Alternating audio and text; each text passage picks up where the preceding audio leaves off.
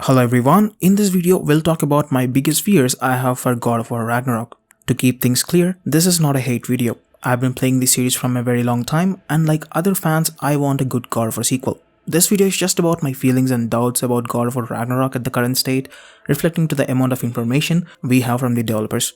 So here it comes. It's about the pacing of the game. We know that God of War Ragnarok is going to be a very huge game, all the 9 realms will be available for us to travel, and there are many characters involved in the next game which in Norse mythology have their own hefty amount of backstory for that particular character.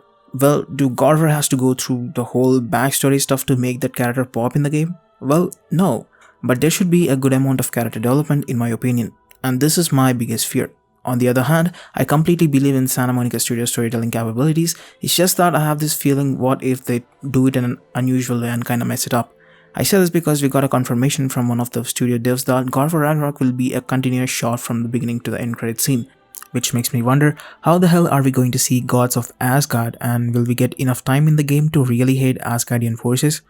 We sure heard that Odin is one of the hardest characters to design according to the art director at Santa Monica Studio.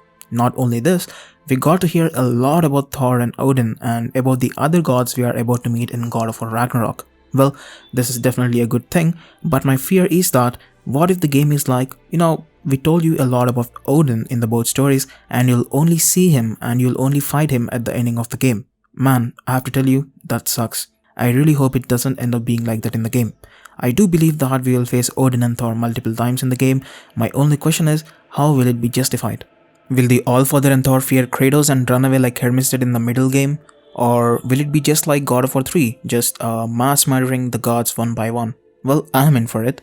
The only thing that always gets me is that Eric Williams explicitly stating about Odin in Ragnarok. He did say that Odin shows up when Ragnarok happens. Is it a direct indication that we will be only seeing Odin at the ending of the game? Or there are going to be 2 Ragnaroks that will be happening in the next game? One set in the future and one in the current timeline. I say this because I don't see Odin coming and fighting with us out of nowhere in the middle of the game only to run away fearing Kratos. I have a little summary on Odin and how the things will play out in the next game, so let's check it out.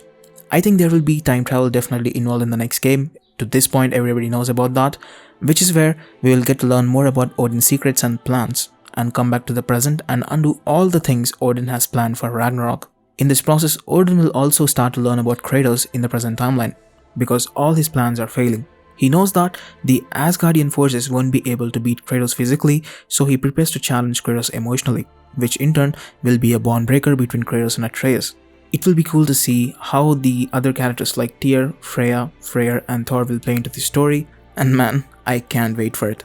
And I think there is a reason why we see Skoll and Hati only in Valheim in the Colors Edition map. It's because Vanir gods had the power to freeze the time, and Odin had to take measures on it. Because if there is anything Odin fears the most, it's time. Because he plans according to the time, we know that. And so he purposefully casted Skoll and Hati into Valheim using his magical powers so that the Vanir gods cannot use their freezing time abilities anymore. Which kinda makes sense to be honest. All in all I can say is, I'll be back with more videos in the coming days. And there is also a rumor that there is going to be a new gameplay trailer on the August 11th. Which can possibly reveal more about the game. I can't wait for that. So with that being said, I'll meet you guys in the next video very soon. Till then, keep playing your favorite game and see ya.